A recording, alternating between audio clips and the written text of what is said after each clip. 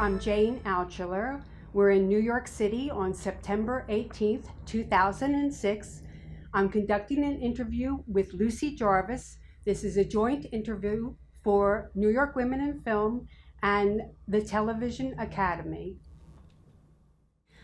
We'd like to take about 10 minutes to get some information about your early years and influences. So would you please tell us what your name was at birth? Lucille, Lucile, Howard, Howard. And where were you born? I was born on Riverside Drive in New York City. And where did you grow up? I grew up in New York City. I am a real New Yorker. Veritable New Yorker, as they say. What are your parents' names? My father's name was Herman, and my mother's name was Sophie. She was Sophie Kirsch. The Kirsches made soda. You're too young to remember the Kirsch's soda, but they were carbonated soda. And what did Herman do? Herman was an engineer, and a mechanical engineer. And my brother became an engineer, an aeronautical engineer. And in fact, my brother designed the LEM. He was part of the team. In fact, he was the captain of the team at Grumman Aircraft and designed the LEM that took the men to the moon. And what was his name? His name was Albert Ken Howard. And what did Sophie do? Oh, that's an interesting story. My mother and her sister were the two eldest in a family of 7. There were 5 brothers. And they were both very talented and creative. They drew very well. They used to design their own clothes. And they discovered that Singer Sewing Machine was putting out pattern books for clothing. And they wanted to design the clothes for the pattern books. My grandfather, who was a very strict old man, did not believe that girls should work. So they had their brothers go to the sewing machine company with their designs, and they bought them. And from then on, they would send requests, like a request for a suit or an evening dress and so on, and the girls would draw these requests for the design according to the specifications. The boys would take them to the office, collect the check, give it to my grandfather, who put it in the bank for their dowry. So I came from a family, but particularly my mother, who was born 100 years too soon. She was really very advanced for her time. So you were very influenced by your mother? Very influenced by her. My mother, who made me study elocution, dancing lessons, piano lessons, and gave me lessons in graciousness and how to walk into a room and sit down in a chair, how to walk into a room and greet people. And she said, I am giving you the tools so that you can walk into a room anywhere in the world and feel perfectly at ease. She made me believe that there was nothing I couldn't do if I wanted to. That was self-esteem 101 that came from my mother. And what were your interests growing up? I went to dancing school. I really loved dancing. I played the piano badly, but it gave me a good sense of rhythm and music. I was a cheerleader.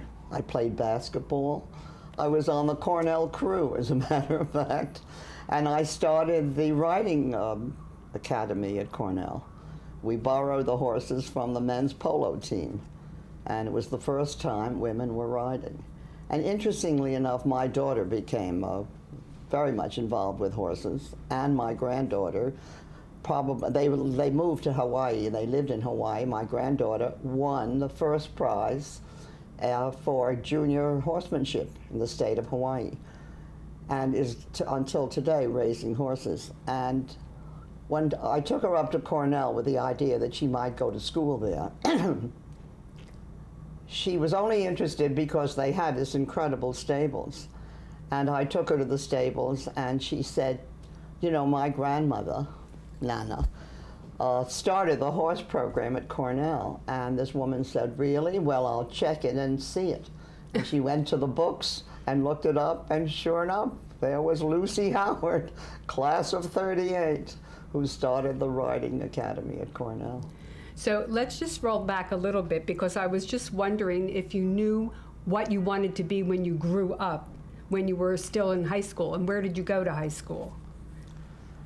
I wanted to be an actress. I wanted to do something in the theater. I always felt very comfortable standing on a stage and holding forth, or standing on a platform, or even just getting in front of the classroom. And because of that, I felt that I had this in me. I had the ability to do that.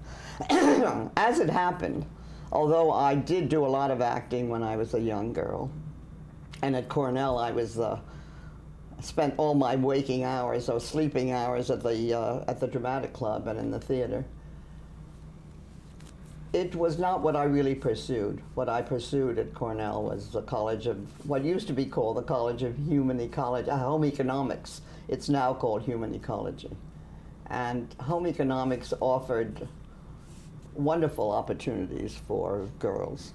And I took the courses that I thought would help me in later life. And it's an interesting phenomenon. They changed the name to Human Ecology because they really felt that this is something that women, now it's co-ed, but in those days, until '65, it was only for women, that there should be an opportunity for these women to take classes everywhere on the campus, in architecture, in engineering, in science, in nutrition, which was my major, in fashion, in creative design, in painting and sculpture, so that when you left there, you could pursue any one of your interests in addition to human ecology and make a success of it.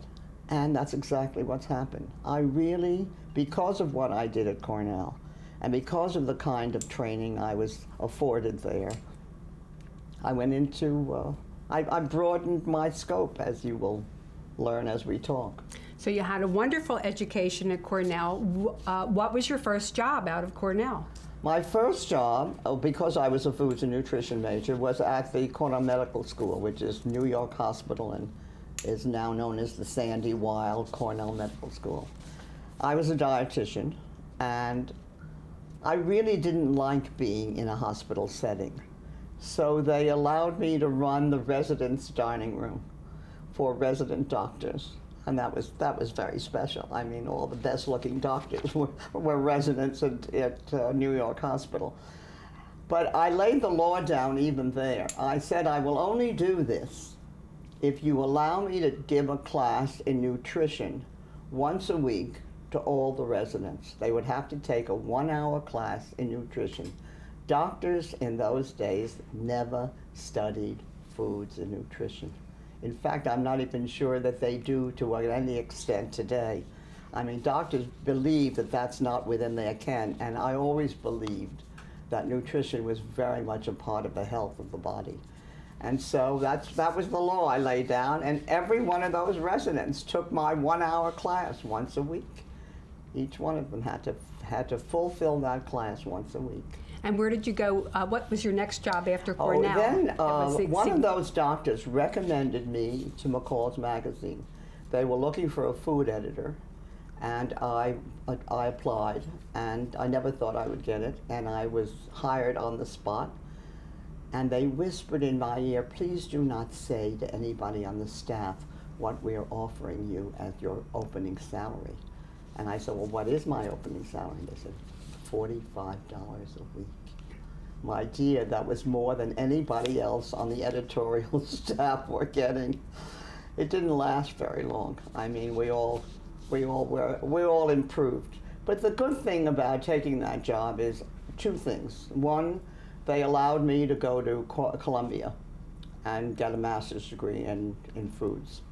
And secondly, they encouraged me to do as many speeches around the country as I could. People inviting me to come and speak, And then they started to invite me to come and speak on television shows in the early days of television. And I realized that a television program reached, even the silliest program or the most minute program would reach an audience of anywhere from 8 to 12,000 people. I'm sorry, 8 to 12 million people. Whereas the magazine, at best, would have 1 million readers. And I thought, I'm in the wrong place with what I have to say to the world. And I felt I had a lot to say to the world. It was wartime, and I was all gung-ho for bringing about better relations among nations for peace. And I wasn't going to get a chance to do that by being the food editor of a magazine of 1 million people, but I would get a chance to do it if I got on television. And so that's where I set my sights. And all the things that I had done at Cornell and everywhere else before that fed into that possibility. Do you remember the first time you saw television? Vaguely. I remember that a friend of mine had a television set that you saw through a mirror. In the old days, television, don't ask me to explain the technicality of it or the technological aspects of it, but television in those days came through in a huge cabinet, and you saw it in a mirror. It reflected in a mirror.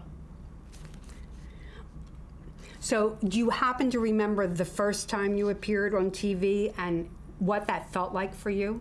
Yes, the first time I appeared on TV was a local program. I can't remember the name of the station. It doesn't exist anymore. And it was about a project that I did for the magazine. It was about a project that had to do with nutrition. There was a very famous professor at Johns Hopkins called Eugene McCullum, Dr. McCullum, and he was working with guinea pigs and mice on the graying of hair and its relationship to specifically vitamin G, which was called riboflavin. And he was working for a year feeding control groups. One group got no vitamin G, and another group got a massive doses of vitamin G, and it kept the hair from turning gray. And after he had done the experiment for 2 years, I felt it was time to do this on the magazine.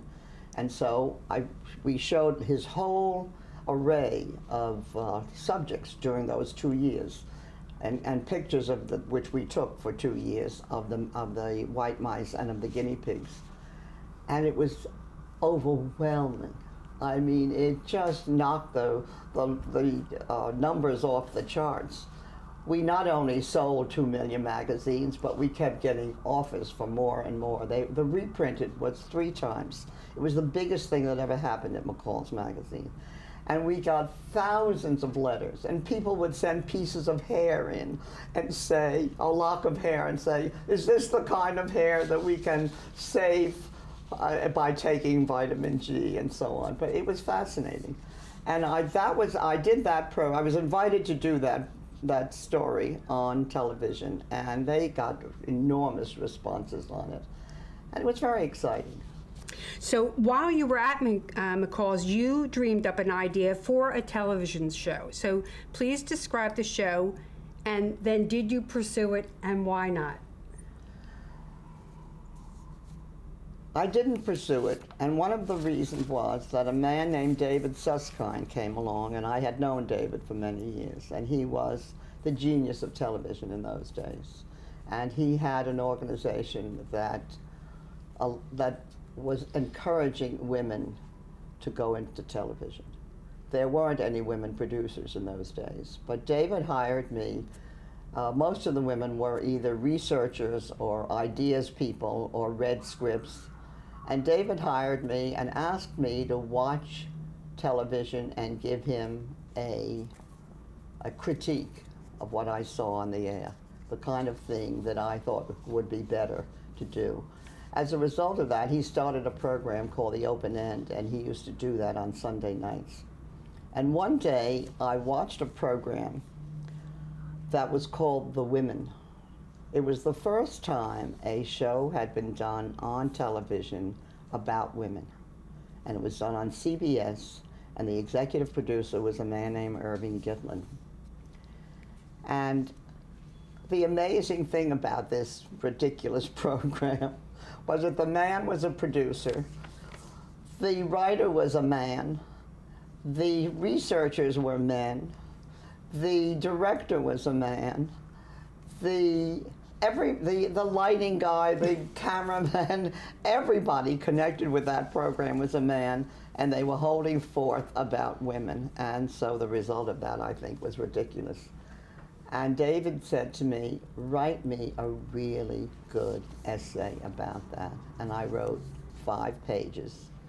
And he took it to Irving Gitlin, who was his best friend. And Irving invited me to come to a meeting. And it was held in a conference room at CBS. And the entire staff that worked on this woman show was sitting there, and he introduced me and said, this woman has ripped us up the back, and I love her for it, because everything she said about this program is correct. And he said, will you come to work for me at CBS? Was he at CBS or NBC? He was at CBS then. Mm-hmm. And he said, I am being groomed to go to NBC because someday they think I could make a great president of the news department. So I was hired by Irving Gitlin, and 2 months later I was brought to NBC. Well, let me roll back a teeny tiny bit. Did you take some time off between McCall's and Susskind? Yes. And that was to do what? To work for Martha Roundtree. No. To have babies. Yes. To get married. To get married. Oh, right. Just Absolutely. tell us a teeny bit, because you. I left McCall's magazine to get married. And the interesting thing is that the woman who was the editor of McCall's said to me, go around to the publishers and all the advertisers and all the big shots that you have been working with that know you and respect you. She said, because you never know when you might want to come back to the marketplace and go back to work. I mean, you must remember that this was in the 40s. Women were not really liberated, as we call it, in those days. And so each time it was a trial to assert yourself or to be able to make a place for yourself in a man's world. And she said, you'll never know. So I did that. I went around and said goodbye to everybody. And I'll see you again someday soon. And I not only got married, but I became pregnant right away and had 2 children, one right after the other, because I didn't know whether I was going to have enough time to get back to my first love. So I just would like you to talk a little bit about David Susskind and what was like to work with him and what his energy was like. And he was a pioneer at that time in television in a lot of ways. He was extraordinary. He was really extraordinary. He went against all the accepted modus operandi. He was known as the bad boy of television. But on the other hand, everything he did won awards and was outstanding. Or Playhouse 90, a Circle Armstrong Theater, I mean, all these wonderful things that he did. And encouraged people like me to think in terms of documentaries and what we wanted to do eventually. There was a very interesting young woman who came to work for him. I can't think of her name. She was quite famous. She unfortunately is gone. She walked in with huge rips in her stockings, with her makeup smeared, with her hair unkempt, and said she heard that he needed a secretary, and so he dictated a letter and sent her to the back to type the letter. And an hour later he said to me, whatever happened to that girl who went to type that letter? So I went back there to see what she was doing. And she had made so many erases that she went through the paper. And I said, well, let's do it over again. I'll read it to you, and you type it. And I did very slowly. And I said, I don't Audrey Maz, her name was. So tell me about... She became one of the most outstanding, most beloved women in television. And he gave her that start too. Yeah. Tell me about Capitol Close-Up. Capitol Close-Up, while I was, when I married and had the 2 children, I moved up to Connecticut. And my husband said to me one day when I had enrolled my 2 kids in pre-kindergarten and kindergarten at Ethical Culture, he said, my law school costs less than that. We're not staying in New York. We're going to build a house or buy a house in Connecticut, and we'll send the children to school in Connecticut. Because by that time, we'll be able to afford it by the money we save from sending them to school in New York City. And so that's what we did. And during that time, I really devoted time to the children. I felt that, first place, I enjoyed them. I did not enjoy living in the suburbs. That I was a DP in the suburbs, displaced person.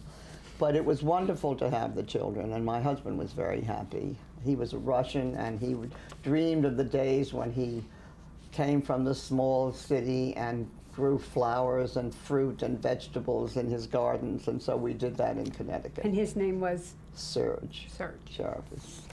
And so the children grew up there, and one day, one of his clients came to him, Oliver Presbury, and said, you know, my wife owned the program Meet the Press. She had, in fact, organized it and founded it, first as a radio show, and then she developed it into a television show. She was an on-air journalist. She did not produce it. She had a man producing it, but she was the journalist and ran Meet the Press for NBC. And she worked with a magazine to do the research. She paid them by giving them 25% interest in the program. And in return for that, they did all the research for her. For example, if she decided there was a personality she wanted to do a Meet the Press interview, they would get all the background about this senator or writer or actor or whoever she had on Meet the Press and would give her the background of that. They went out of business, but there was a man who worked for them who said, you owe me a great deal of money. I was your editor. And if you give me the 25% that you own of Martha Roundtree's Meet the Press, then I will settle whatever you owe me. And so that deal was made. And he convinced Martha that he could do a lot of good things for her. He first got her clothing from the local department store every time she was on the air, so she had wonderful clothes. For that, he got another 5%. Then he got her a car to drive her around town, not only to bring her to the studio, but also that was at her beck and call. For that, he got another 10%. He kept this going until he had 50% of the show. And then he said to her, Martha, you can't really have 2 owners. I'll give you $1 million and buy you out, or you give me $1 million and buy me out. And that's the way we should do this, because it's just not big enough for the 2 of us. Well, Martha thought $1 million is a lot of money. She'll take the $1 million, and she will then start another program of her own. What she didn't know is that he had already made a deal with NBC to sell them the program for $3 million, with the proviso that Martha Roundtree not be on the air for another 5 years. She did not know this. And so she made the deal, took the $1 million, and then found this out. And it really almost destroyed her. She was very upset about this, as you can imagine. Do you know this man's name? Yes, I certainly do. he became the owner of Meet the Press. And will you tell us his name? Yes, I'll tell you his name, but not now.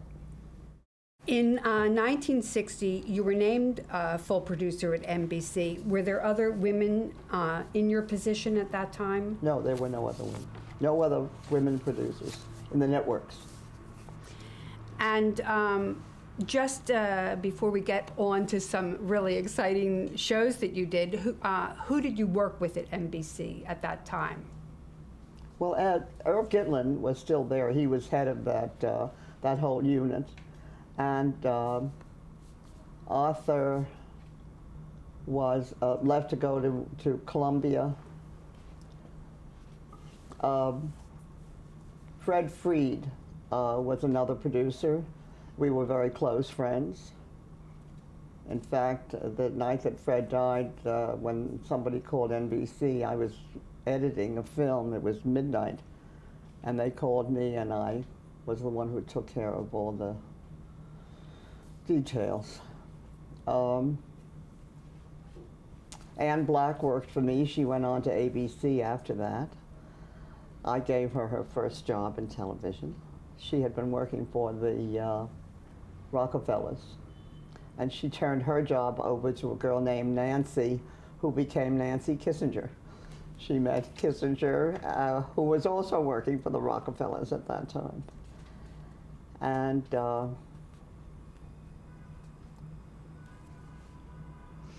mostly, this is an important point to make. Most of the women who worked at NBC in those days, when I came on as producer, were stenographers, gophers. On rare occasion, they worked their way up to researcher. On even rarer occasion, I would hire them as associate producers. None of the other guys did. None of the other producers did. Shad Northshield was a producer. God, the man who we call the White Fang, who became NBC News president, was a producer. None of them hired women. I organized the women who were working as stenographers, gophers, coffee carriers, researchers. And most of these women were college graduates with really extraordinary credentials to have a class action suit. I couldn't do it. I had to be behind the scenes because I was the token executive with a decent salary and with whatever a producer was able to gain at that point. But they could. So I was behind the scenes really directing the action, and they did draw a class action suit, and we won. And as a result of that, the other two networks had to follow suit.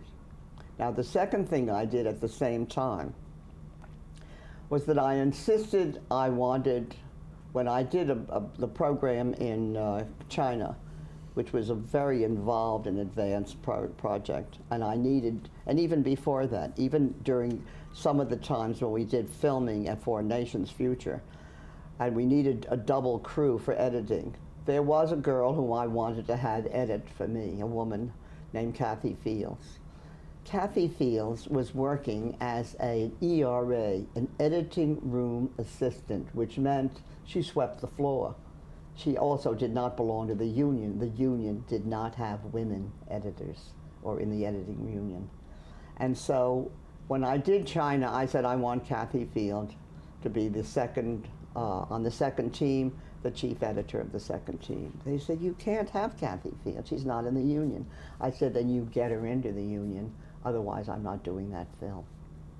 And so they went to a Mr. Oxman, I will never forget his name because I stuck pins in his doll, and said to him, you have got to put this woman in as a member of the union, because we're a union shop, and the producer insists on having her as the editor. And so that's how Kathy Field became a member of the editors union. My own daughter couldn't get into the editors union until years later. It took them that long to do that. Slowly, they allowed women to get into the directors' union, into the cameraman's union, camera person's union, etc. But it was a very slow and painful process, and I'm very proud that I helped get it started.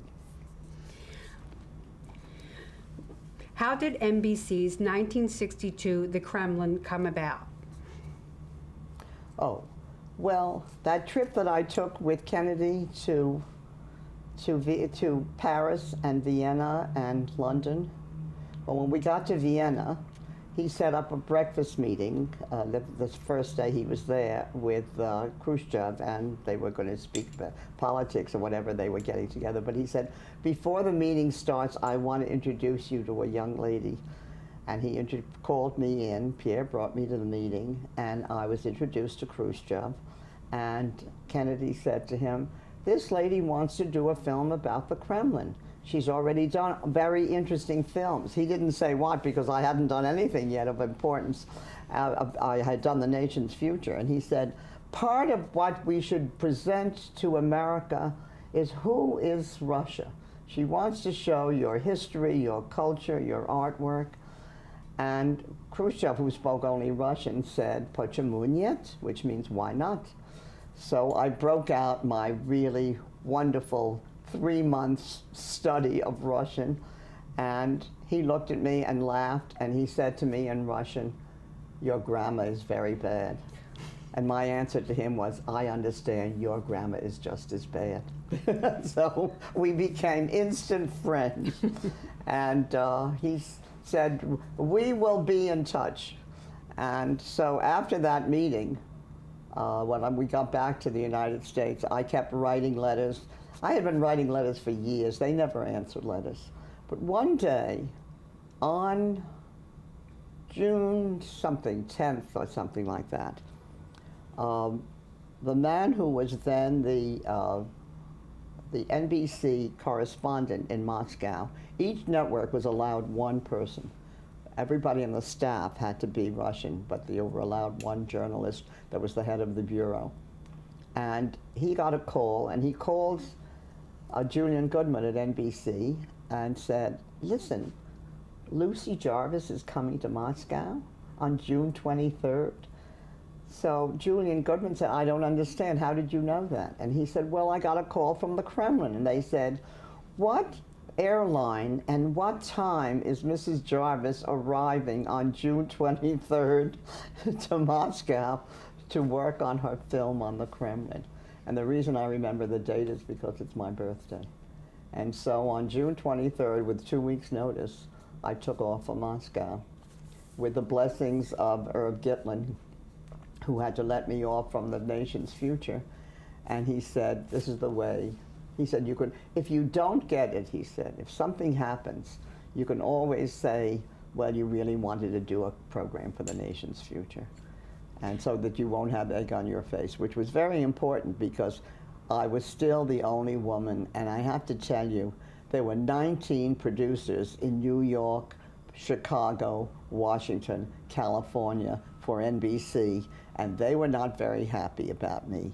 They learned to love me after a while because I gave the network such a boost in ratings because of these shows, because they were so unusual and never before happening. But at that time, it was very difficult. So Irving Gitlin really covered my rear end by saying, well, if nothing else, she's going to do something for a nation's future. But by the time I got to Moscow, I knew I was going to talk them into letting me do the Kremlin. And had the Kremlin ever been filmed before, Never, by never. anybody? No, never been. There was a book that was done, a picture book that was done, but it was never done on film. They never allowed Russians to film inside the Kremlin. And I filmed every corner, every inch of that building. And It wasn't a building, of that whole complex, 60-something acres of ground. What were some of the technical difficulties in filming inside the Kremlin? There were a lot of problems. There were a lot of problems, and I have to tell you that the crowning blow was that after I shot 50,000 feet of 35 millimeter color, of which you use only about 5,000 of 35 millimeter in an hour show. NBC, instead of storing the film, 5 years later when I went to get to use some of that film, I found out they had burned it because there was no space in the warehouse. Nobody had ever before or since been allowed to film inside the Kremlin. So the only people who have a full roster of that film was what I gave the Kremlin. I had a whole, and when I processed the film, I had it done in duplicate. So because I promised them that I would give it to them. And in that way, I didn't have to show them 1 foot of film. I took the whole thing out. And that was very unusual for them, to allow me to film as much as I did in their sanctum sanctorum and never show it to them until they saw it on the air or until I sent them a foot by foot a copy of everything I had. So they're the only ones who have all my film. NBC only has the cut story. That was a scandal. But it was very tough filming there. And for example, we decided we wanted to show what happened during the Napoleon era and how the Russians burned down the Kremlin. And so I went to a ballet performance one night, and the ballet was War and Peace, and they showed how they burned the Kremlin. And I went to see the technicians and the guys, and they have incredible theater, way ahead of us. And they told me how they showed the Kremlin burning, and with these smudge pots and so on. So I did the same thing, and I called the Moscow government, and I warned them. I said, let the fire department know that this is not for real. We're shooting a film here. And everybody was warned, and still at 3 o'clock in the morning when we set the fire engines came from everywhere. The whole city was up in arms. They thought the Kremlin was on fire. Did you use an all NBC crew, or were there a Russian crew as well? No, well, of course we used a Russian crew as well. Even the NBC crew was an international crew. The chief cameraman came from London, and I had 2 people from France. In fact, the whole crew was an international crew. And then we used, that was a courtesy to the Russians, to allow them to send people along with us, cameramen, and most of the time I wouldn't let them film because they had such terrible equipment, such noisy, terrible equipment. But I let them work with our crew, and it was an eye-opener for them. They really, I think one of the reasons they allowed me to do this is because they wanted to see how we work and how we shoot in color and what we do. Remember that was the first major program in color on television, the Kremlin. And when we finished it, General Sarnoff went on the air and said, if you want to see the Kremlin in color, go out and buy an RCA color set. And they sold 4 million sets in 1 month's time before the show went on the air. How much access did you have? Could you go anywhere in the Kremlin? We went anywhere. It was incredible what they had. They opened the doors everywhere. And when you did have a problem, what did you do about some of the problems that befronted you? There was a man who was assigned to us who I used to have big fights with all the time. But we barreled through. There was one time when Khrushchev, who was supposed to have been cooperating and doing an interview, I had a wonderful idea for a shot in which we dollied down this corridor in the part of the Kremlin where the government was. When we finished shooting all of the historical portions, including, by the way, the apartment that Stalin had lived in. Stalin was the only one who lived in the Kremlin, beside the Tsars, of course, but the only one of the new regime who was allowed to live in the Kremlin. After he died, or was thrown out, he died, everybody else after that had an apartment somewhere else on Moscow Hills and so on. There was no longer use of the Kremlin for a leader. It was only for historic purposes or museum. But I filmed his entire apartment which had been closed to the public. I also filmed an apartment, by the way. They said to me, we want to invite President Kennedy and his wife. And they took me to this apartment. It was beautiful. And they said, tell us what color she likes. I mean, I had to guess. I said turquoise. So they did the entire woman's bedroom in turquoise. The carpets, the drapes, the bedspreads, the appointments in the bathroom. I mean, I was drowning in turquoise. In the end, they never came because, unfortunately, he was assassinated. Well, were you filming there during the Cuban Missile Crisis? Oh, that's what I wanted to get did that to cause that you point. a problem? This great shot that I wanted to do was to dolly down that long corridor and just open the doors in each office of Litvinov and Suslov and Mayorov, etc., and end with Khrushchev, and then dolly into his office after seeing all these fellows down the road.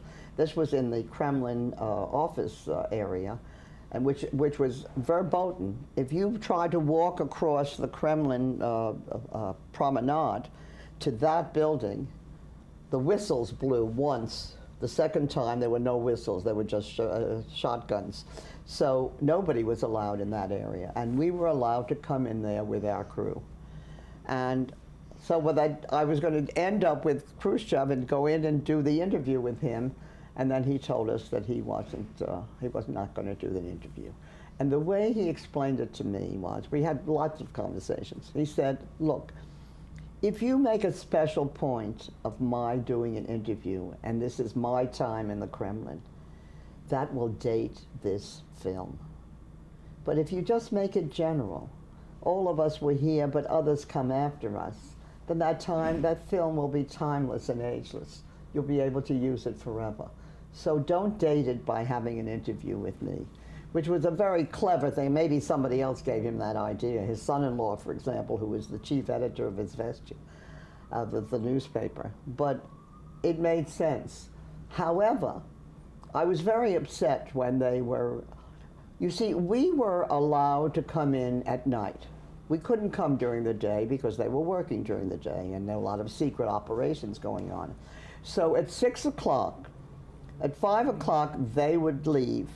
From 5 to 6, it would be cleaned out, shredded, hidden, whatever.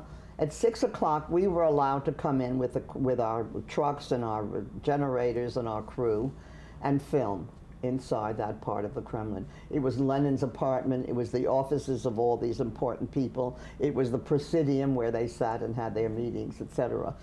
And so suddenly we arrive at 6 o'clock and everybody's still there and working.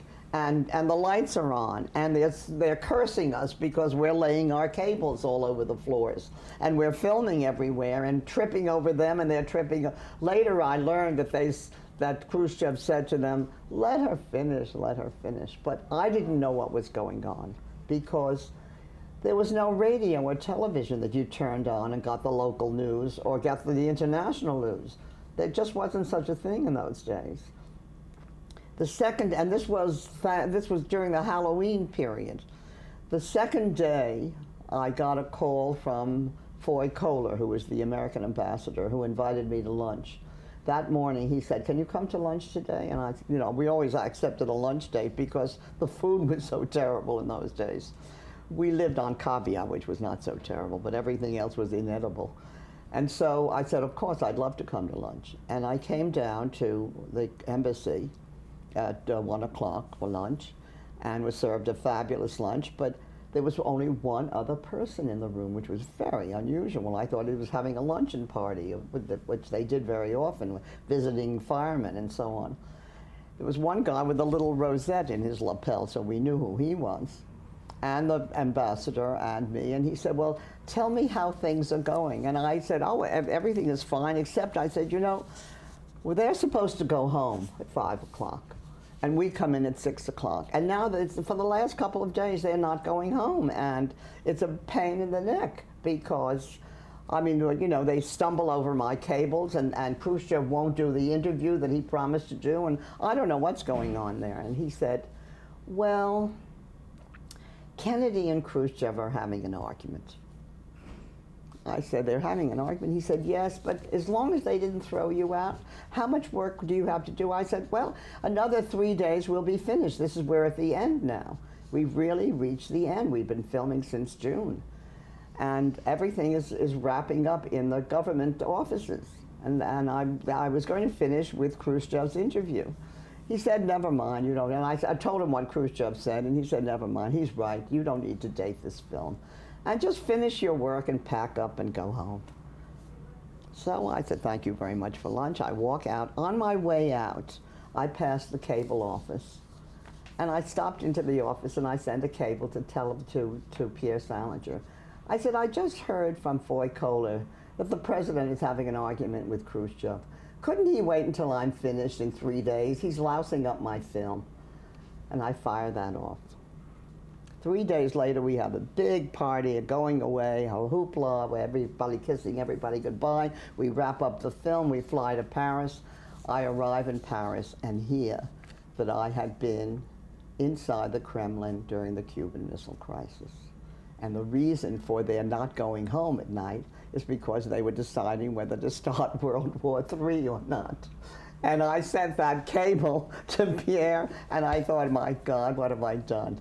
And I run to the phone, and I call Pierre, and I said, listen, you have to understand. I mean, there's no way that I knew what was going on. You don't have telephones, and you don't have radios and television and the New York Times. I said, the Times guy wasn't even in town.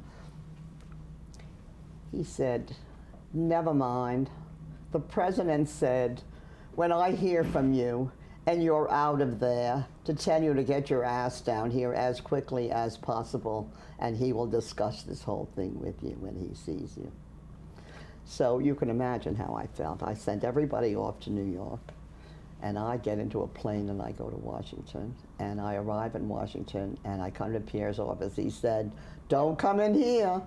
Just walk down the hall to Evelyn Lincoln, that's the president's secretary, and she'll tell you what to do. And I walk down the hall, and Evelyn Lincoln said, oh, the president heard you're in town, and he's expecting you. Just a moment, I'll tell him you're here.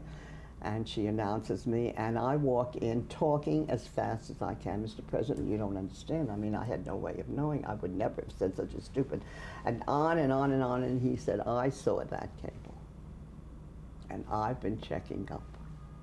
And I have to tell you, I told Khrushchev that if he gets the missiles out of Cuba, I promise him I'll take Lucy Jarvis out of the Kremlin. that was how we solved the Cuban Missile Crisis.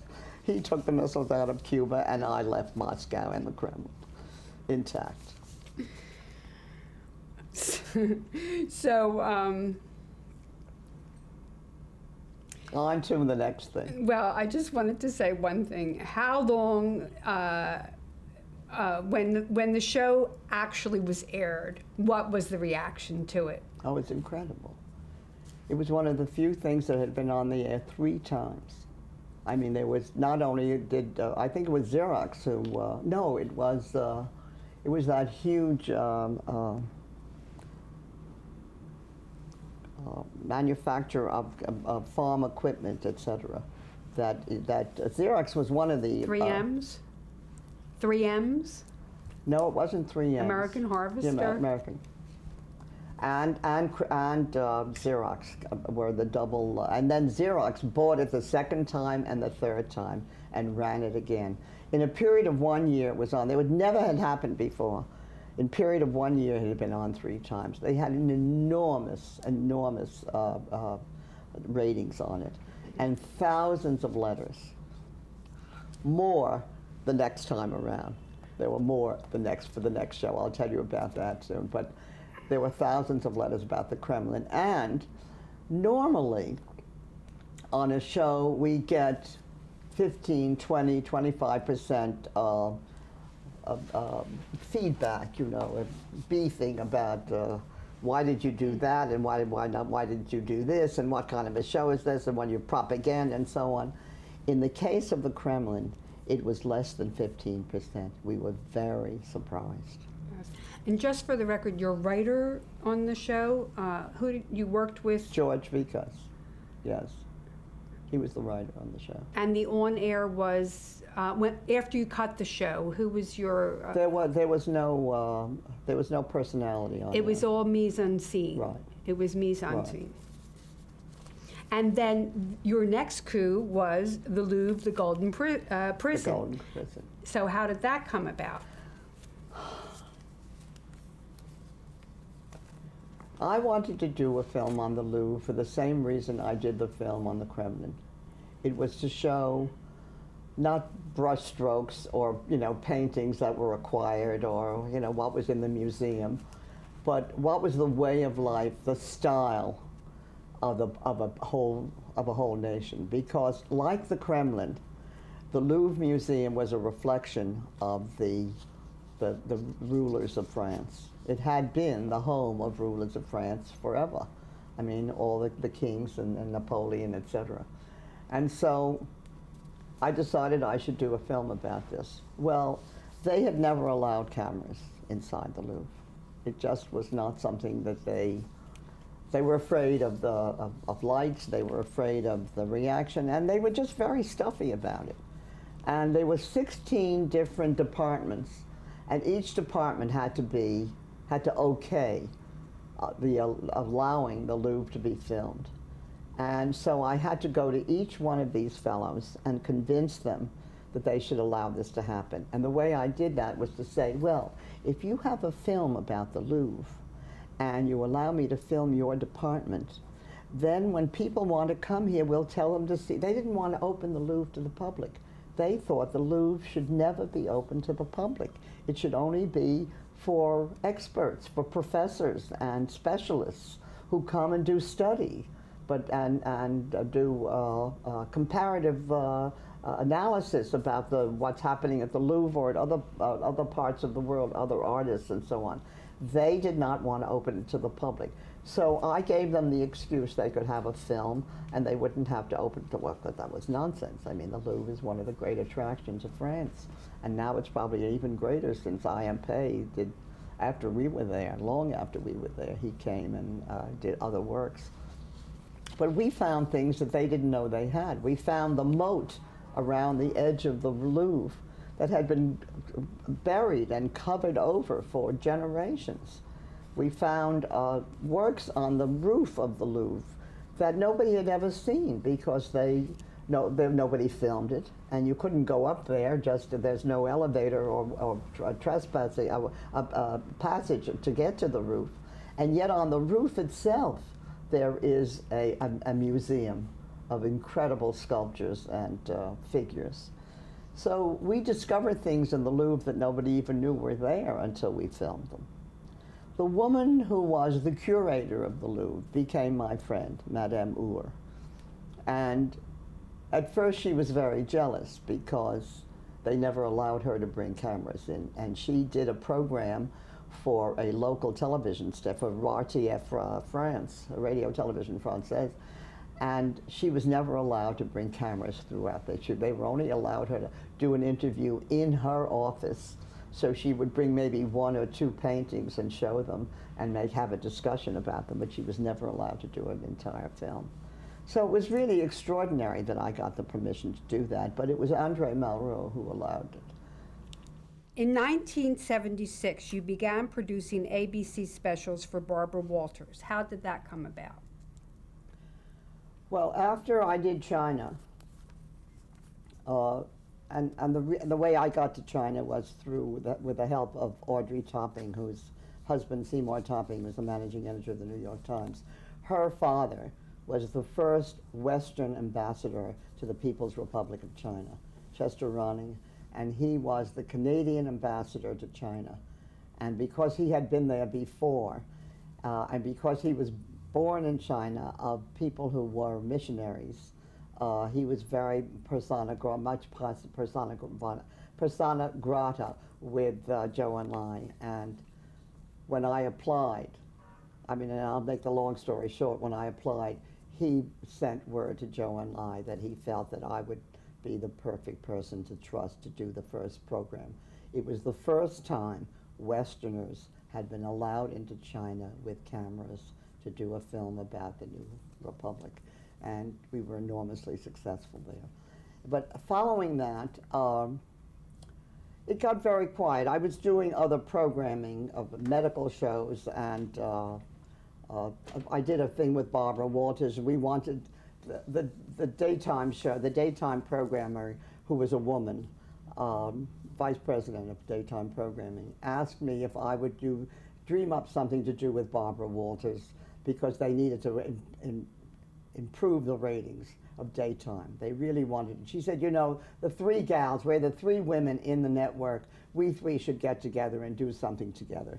So we dreamed up, the three of us sat down and we decided we'd do something called the Royal Lovers. Barbara Walters goes to visit the Royal Lovers. And so we did the heirs to the throne in France. We did the Queen Margaret, the young new queen of Denmark. We did the royal couple in Sweden, and one other that I can't remember. In any case, it was very exciting, and the ratings went to the roof, and Barbara and I had a great time doing this. In the meantime, she had been negotiating with NBC to do that nighttime, to do news at night, to be an anchor woman at night, and they were turning her down. And she got an offer from ABC, and an offer that offered her not only the news end of interviews and co-anchoring at night with Harry Reasoner, but she would have 4 specials a year that would be in the entertainment department, not news. And she was the one who said, oh, well, I would like to start out with the new president, Jimmy Carter. And they said, well, we'd like to have something, Jimmy Carter and maybe some entertainment thing. She said, well, I'll do Barbra Streisand. And she went to Barbra Streisand and promised, not saying a word to me, and promised Barbra Streisand, I'm going to get Lucy Jarvis to come to ABC with me and produce this show. And Streisand, who was an old friend, said, if you can get Lucy, then I'll do it. So then Barbara came back to NBC and started to talk me into going with us. She said, listen, you'll make more money in one show than you make in a whole year here, and why do you want to stay here? I mean, it's really, it's not, you know, they're not innovative anymore, and you have a whole, we have a chance of doing some great things together. Come with me to ABC. And I said, well, I will do those 4 shows for the entertainment division, because I knew that my lawyer, who was very smart, a woman named Floria Lasky, had given me a contract with NBC in which I was exclusive in the news department, but not in the entertainment division. So I could do entertainment shows, movies, or anything like that elsewhere. And in fact, I did do a movie with Betty Davis. So this gave me an opportunity to go and do that show with Barbara Walters at ABC, because I wasn't exclusive to that. But when NBC heard that I was doing that, they went up in smoke. They said, you can't sit in an office at NBC and then sit in an office at ABC. I mean, where do you belong? They said, you have to do one or the other. And I said, well, contract-wise, I don't have to, but I don't want to leave NBC on bad, you know, with bad feelings. This was my home and my alma mater for so many years, and really my whole career and my life was this network. But I do think it's time to move on. And I wasn't getting along too well with the new head of the news department. And so I said, fine. They bought me out. And I moved on with Barbara to ABC and did the Barbra Streisand show and did the Jimmy Carter show, and then went to the Shah of Iran, whom I had already done a project with, and talked him into doing Barbara Walters and allowing because I had arranged for the Today Show to go to Iran many years before when there was their 25th, 100th anniversary. We had a great relationship. So we had, and then I went to talk to Agnelli to have her do Johnny Agnelli. So the 4 shows were laid out for the year, but at the end of the year, I really decided I'm going to go into business for myself, because ABC would not allow us to own those shows. See, I had believed that those 4 shows a year that we do would become ours, and we could resell them and syndicate them and so on. But ABC said, no way. We put a lot of money into that, They were paying her $5 million a year, which included those 4 shows, and they would not allow us to own them. So I decided I'd go into business for myself. So just Okay, go ahead. please describe Barbara Walters personally and professionally.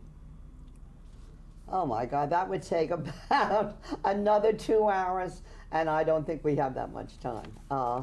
Barbara and I knew each other for many years. First place, we were neighbors.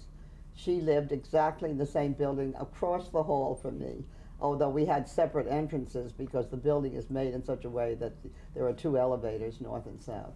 She was on the south end, I was on the north end. But our back doors were next door to each other, so we had known each other for many, many years before as friends. And also, I worked at NBC, she worked at NBC, and in the end, as I told you, we decided at the insistence of the vice president of daytime that we all got together and we did those great shows together. So it was a natural for me to go with her.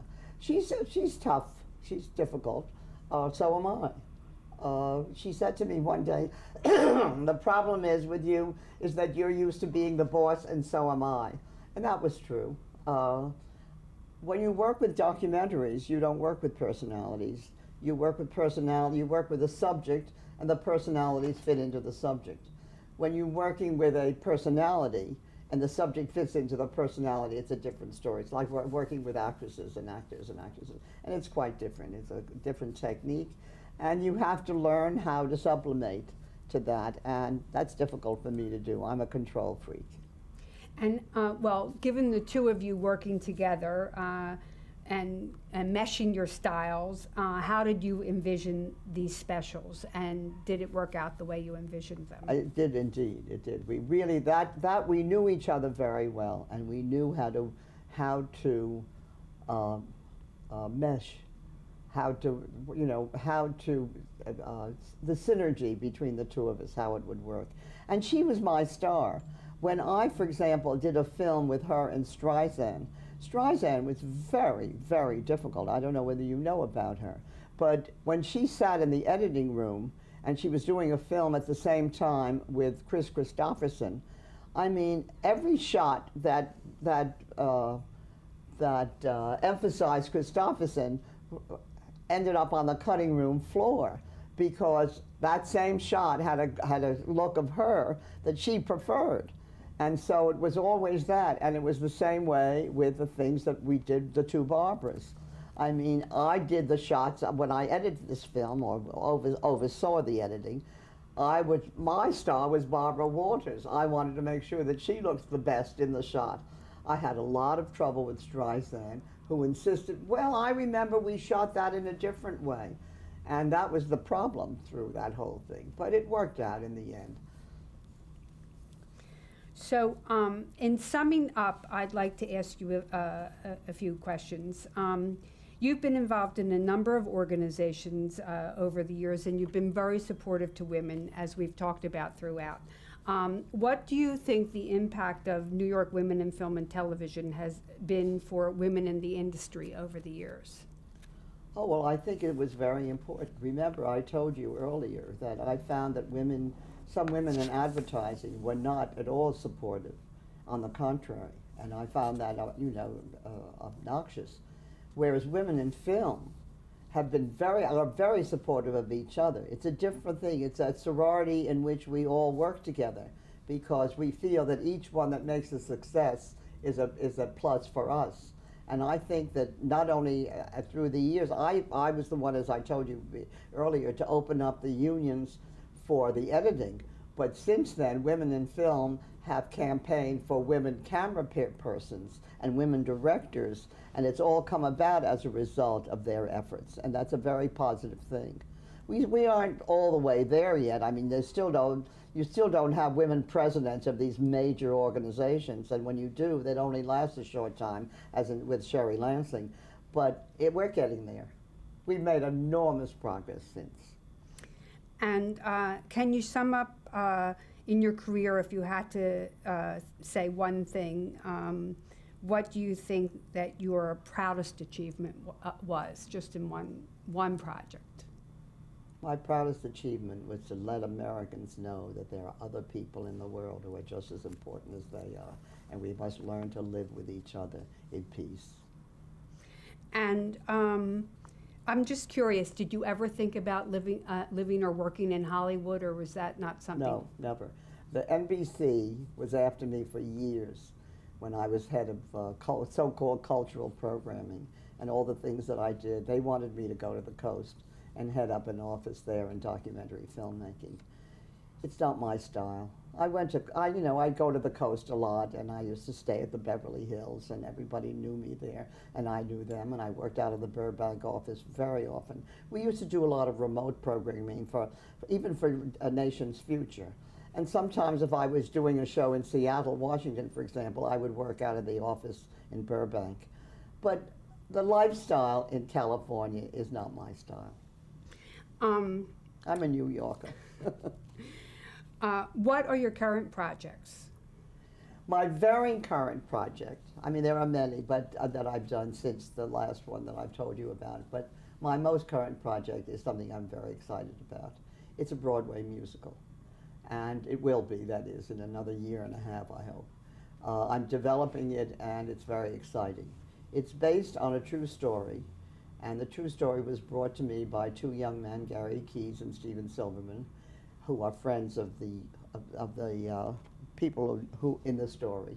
It's based on an incident or an episode or more than a moment, because it lasted a number of years, between Duke Ellington and Eleanor Roosevelt.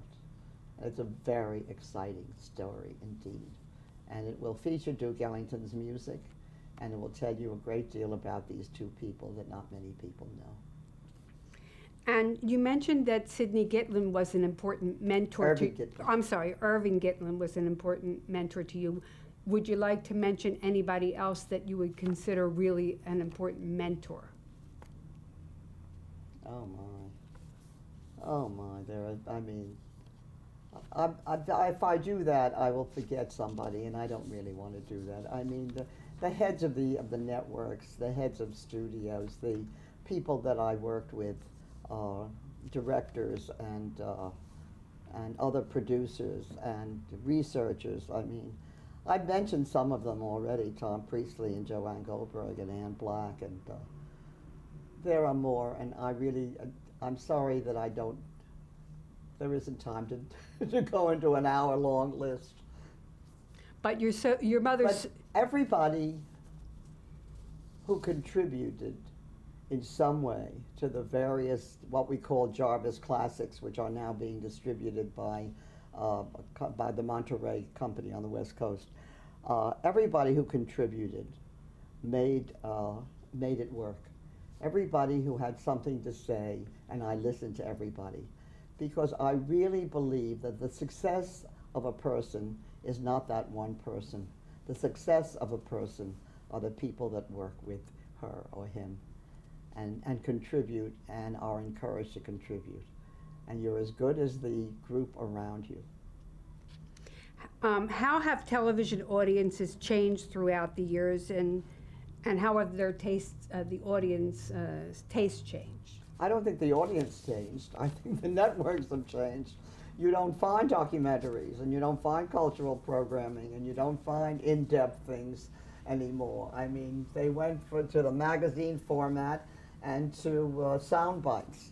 And unfortunately, I think that the population are the losers as a result of that. I'm sorry to see that happen. I think documentaries were a very important part of our society and our education.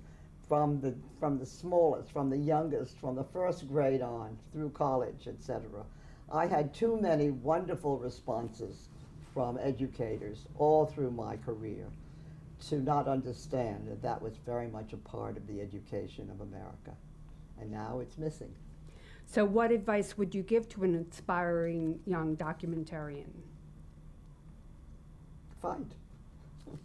Fight for your ideas, fight to get better programming on, fight for your documentaries.